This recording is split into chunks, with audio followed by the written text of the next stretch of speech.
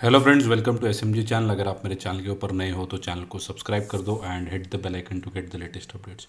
सो मेरी तरफ से जो है आप सबको नए साल की बहुत बहुत शुभकामनाएं। और आपके लिए ये जो 2023 है, ये साल मार्केट आप सबके लिए, हमारे लिए, सबके लिए अच्छा रहे। सो आज के इस वीडियो में हम लोग डिस्कस करने वाले हैं मार्केट के ऊपर पूरा ओवरव्यू 2023 का, 2022 का, सॉरी। वहाँ पे देखेंगे कि क्या क्या प्रॉब्लम जो है वो 2022 में हमने फेस किए हैं। सो ये जो ओवरऑल ये जो वीडियो है, ये आपके कॉन्फिडेंस को बूस्ट करने के लिए ये वीडियो बना रहा हूँ। मेरा पूरा जो पर्सपेक्टिव है मार्केट के रिलेटेड, अपकमिंग जो करंट इश्यूज़ है उसके ऊपर, और कैसे वो रिजॉल्व होंगे मार्केट में इन फ्यूचर, कैसे पैसे बनेंगे, और ओवरऑल मार्केट ने कैसे परफॉर्म किया है, इंक्लूडिंग अमॉन्ग द ग्लोबल जितने भी इंडेक्सेस है उसके कंपैरिजन में अगर देखें तो निफ्टी या सेंसेक्स ने अगर देखें तो कैसे परफॉर्म किया है। सो ओवरऑल जो है पूरा मार्केट के रिलेटेड डिस्कशन हम लोग यहाँ पे करने वाले हैं। स्टॉक्स के रिलेटेड भी मैं डिस्कशन करूँगा जहाँ पे मैं अपनी राय दूंगा। सो अगर आप वीडियो स्टार्ट टू लेके एंड तक अगर देखेंगे, सिर्फ अपना टाइम 10 मिनट अगर मुझे देंगे, सो आपको बहुत सारी चीज़ें जो है 10 मिनट के अंदर जानने का पूरे डिटेल जो है वो आपको जानने को मिलेंगे। सबसे पहले जो 2022 के जो प्रॉब्लम्स थे उसको हम लोग डिस्कस कर लेते हैं। सबसे पहला प्रॉब्लम अगर देखें तो ऑयल एंड गैस के प्राइजेज़ अगर देखें, क्रूड ऑयल के प्राइजेज़ जो थे वो बहुत हाई होते हुए देखने को मिले, जिस वजह से अगर देखें तो इंडिया जो है वो नेट इंपोर्टर है। अगर कोई भी एक ऐसा एलिमेंट है जो इंडिया को या इंडियन इकोनॉमी को डिसरप्ट कर सकता है या प्रॉब्लम्स क्रिएट कर सकता है, तो वो जो मेजर रीज़न है वो ऑयल एंड गैस है।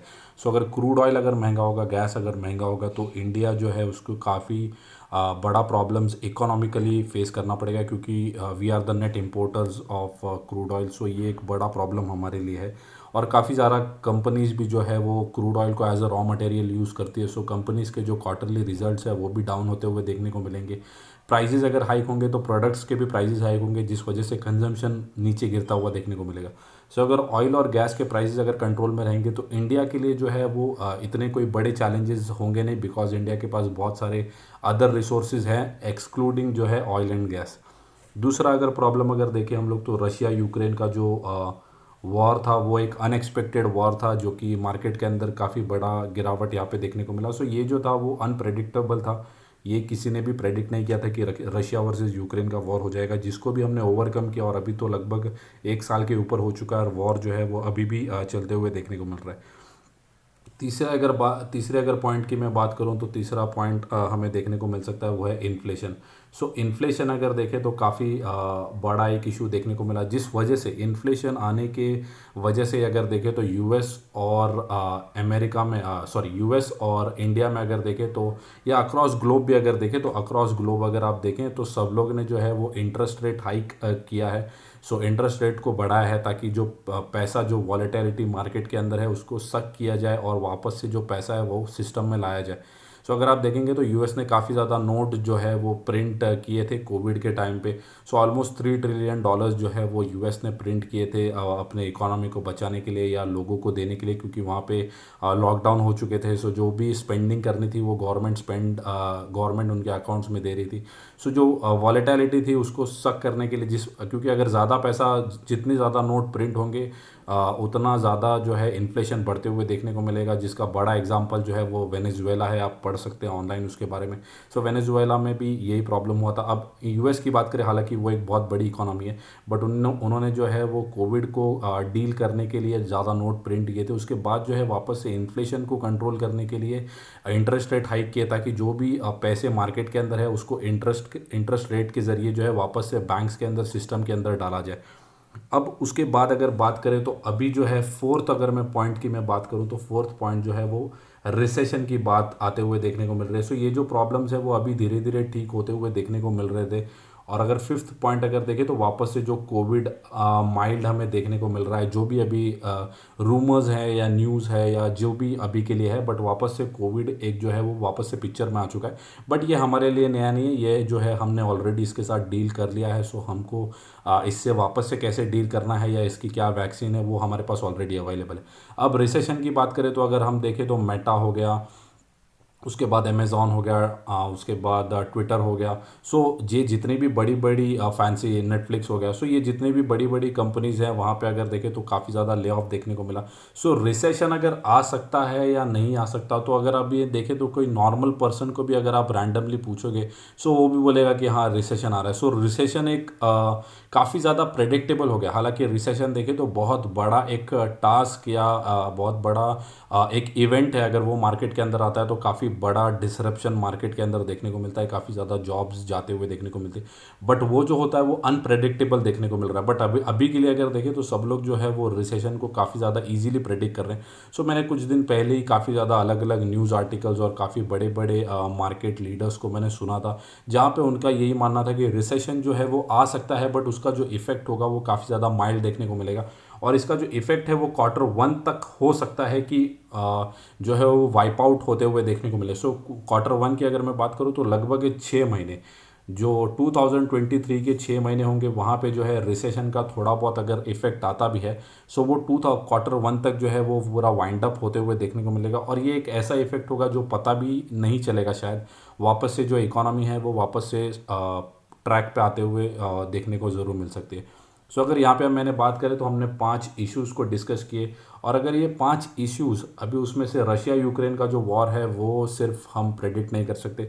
बाकी अगर इन्फ्लेशन की बात करें, ऑयल और गैस की बात करें, तो वापस से जो क्रूड ऑयल है वो लगभग $75 to $80 के आसपास ट्रेड कर रहा है, जो कि $130 के आसपास जा चुका था, $120 130 के आसपास। सो वहाँ पे जो है गिरावट देखने को मिल रही है। रिसेशन भी, सॉरी रिसेशन बोल रहा हूँ, अगर इन्फ्लेशन की भी बात करें तो इन्फ्लेशन भी जो है वो कंट्रोल में आते हुए देखने को मिल रहा है। ऑलरेडी फेड ने बहुत ज़्यादा रेट हाइक कर चुके हैं, और एक लास्ट और एक शायद रेट हाइक हो सकता है इन्फ्लेशन को और भी ज़्यादा कंट्रोल में लाने के लिए। और सेम गोज़ फॉर इंडिया के अंदर भी हो सकता है। तो अगर लास्टली देखें तो 35 बेसिस पॉइंट्स का जो रेट हाइक है वो इंडिया के अंदर भी देखने को मिला। कोविड की बात करें तो कोविड भी जो है वो अनप्रेडिक्टेबल है। सो हम उसके बारे में ही बात कर सकते हैं जो हमारे हाथ में है, या जिसके बारे में हम थोड़ा बहुत भी अनुमान लगा सकते हैं। अब कोविड जो है वो ग्लोबल इशू है, सो कब कहाँ से क्या न्यूज़ आएगी उसका हमें कोई पता नहीं है। और चाइना की अगर बात करें तो चाइना जो है वो काफ़ी ज़्यादा अनप्रेडिक्टेबल है। सो कब कौन सी न्यूज़ आ जाएगी, अगर हम अभी प्रीवियसली न्यूज़ अगर देखें तो चाइना के लिए, अभी के लिए चाइना में सो काफ़ी ज़्यादा सिचुएशन जो है वो नॉर्मल देखने को मिल रही है। लोग काफ़ी ज़्यादा रोम अराउंड करते हुए देखने को मिल रहे हैं। उसके एक हफ्ते पहले अगर देखें तो लगभग 25 करोड़ लोग जो थे वो कोविड इन्फेक्टिव होते हुए देखने को मिल रहे थे। लगभग 10 लाख लोग बीजिंग में हो गए थे। हर रोज़ 5,000 लोग मरते हुए देखने को मिल रहे थे। सो न्यूज़ जो है वो हर वीक चेंज हो रही है। सो कोविड जो एक फैक्टर है वो है अनप्रिडिक्टेबल। इन्फ्लेशन कंट्रोल में आ चुका है। रिसेशन अगर लीडर्स की माने तो या बड़े बड़े मार्केट जो प्रेडिक्ट करते हैं उनकी अगर बात माने तो रिसेशन जो है वो काफ़ी ज़्यादा माइल्ड देखने को मिल सकता है। ऑयल एंड गैस के प्राइसेस भी जो है वो वापस से कंट्रोल में आ चुके हैं। सो ओवरऑल देखें तो सिचुएशन काफ़ी ज़्यादा ठीक देखने को मिल रही है। सो ये मैंने प्रॉब्लम्स को भी डिस्कस किया, और ये जैसे जैसे प्रॉब्लम जो है वो, हालांकि कुछ कुछ प्रॉब्लम्स कुछ परसेंटेज तक ठीक होते हुए देखने को मिल रही है, बट कंप्लीटली अभी तक रिपेयर होते हुए देखने को नहीं मिल रही।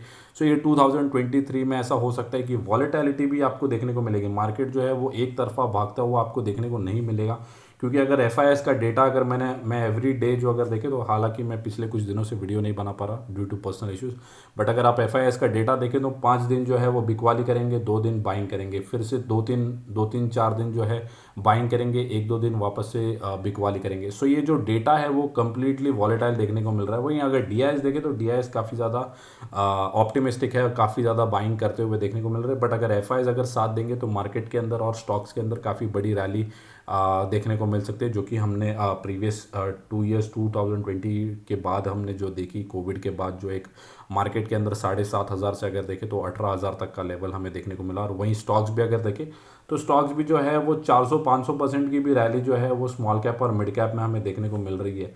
सो ये भी आपको ये भी चीज़ आपको नोट रखनी है कि स्टॉक्स जो है जिन्होंने एटलीस्ट 200-300% तो मिनिमम रिटर्न स्मॉल कैप और मिड कैप में देखने को मिले। अगर आपने लोअर लेवल्स पे अगर बाइंग की होती तो, जब इंडेक्स जो है वो 7,000 के आसपास आ चुका था, और वहाँ से अगर देखें तो काफ़ी बड़ी रैली जो है वो स्मॉल कैप और मिड कैप के अंदर देखने को मिली। सो हमने प्रॉब्लम्स को डिस्कस कर लिया, अब हमारे मार्केट के बारे में भी डिस्कस करते हैं कि निफ्टी ने जो है वो कैसा परफॉर्म किया। सो अगर मैं ये 3 महीने का चार्ट अगर मैं देखूँ तो मैंने जो है निफ्टी 50 और डाउ जोन्स को कंपेयर करते किया है। सो अगर आप यहाँ पे देखें तो निफ्टी ने जो है वो लगभग 5% के आसपास के रिटर्न्स बनाए, वहीं अगर डाउ जोन्स देखें तो लगभग 9.5% के आसपास के रिटर्न्स देखने को मिल रहे हैं। वहीं अगर मैं डेटा चेंज करके अगर 1 साल कर दूँ तो 1 साल के अंदर डाउ जोन्स ने -10%, ऑलमोस्ट 10%, और यहाँ पे अगर निफ्टी ने देखे तो +1.69%। सो अगर आप देखें तो ओवरऑल निफ्टी ने जो है वो आउट परफॉर्म यूएस को किया है। सो ये काफ़ी बड़ा एक गुड साइन देखने को मिल रहा है कि ऐसे ख़राब सिचुएशंस के अंदर भी निफ्टी ने जो है वो यूएस मार्केट्स को आउट परफॉर्म किया है। सो ये एक अच्छा सिग्नल है, और ये चीज़ आपको नोट करनी चाहिए, ये चीज़ आपको नोट करनी चाहिए फॉर फ्यूचर ऑल्सो, कि अगर 2022 में देखें जहाँ पे सिचुएशंस काफ़ी ज़्यादा ख़राब देखने को मिली थी, वहाँ पे निफ्टी 50 ने अगर देखें तो काफ़ी ज़्यादा आउट परफॉर्म करके दिखाए।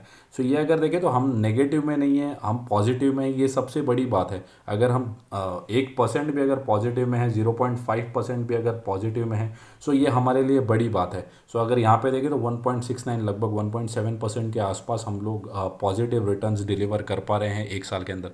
वहीं अगर 5 साल की मैं बात करूँ तो 5 साल में निफ्टी ने जो है वो 70% रिटर्न दिए, वहीं अगर डाउ जोन्स ने देखे तो सिर्फ 28% के आसपास के रिटर्न्स दिए। सो यहाँ पे क्लियरली विजिबल है कि निफ्टी ने जो है वो मार्केट्स को आउट परफॉर्म किया है फॉर दिस ईयर। और ऐसे आगे वाले साल भी जब जब जैसे जैसे इंडियन इकोनॉमी ग्रो होती रहेगी, जो कि हो रही है, और बहुत सारे ऐसे बड़े बड़े स्टेप्स भी ले जा रहे हैं। सो जैसे जैसे इंडियन इकोनॉमी ग्रो होती जाएगी, आपको निफ्टी 50 जो है वो वर्ल्ड के अगर देखें तो वर्ल्ड के लेवल पे अगर ग्लोबली देखें तो निफ्टी जो है वो आउट परफॉर्म करते हुए देखने को मिला। सो अगर अभी के लिए मैं यही बात करूं कि सिचुएशन जब हमारे लिए ख़राब हैं, अक्रॉस ग्लोब ख़राब हैं, तब अगर निफ्टी 50 आउट परफॉर्म कर सकता है, तो जब सिचुएशंस अच्छी होंगी तब तो निफ्टी 50 काफ़ी ज़्यादा आउट परफॉर्म करते हुए देखने को मिलेगा।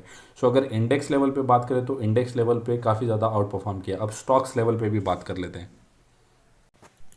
अब सेकंड जो मैं बात कर रहा हूँ ये आईटी सेक्टर की बात कर रहा हूँ, क्योंकि रिसेशन अभी देखने को मिल रहा है और आईटी सेक्टर के काफ़ी ज़्यादा जॉब जाते हुए देखने को मिले हम लोग, चाहे वो मेटा की बात करें, ट्विटर की बात करें, जो भी दूसरी फैंसी कंपनीज है जहाँ पे हमें देखने को मिला ले ऑफ देखने को मिला।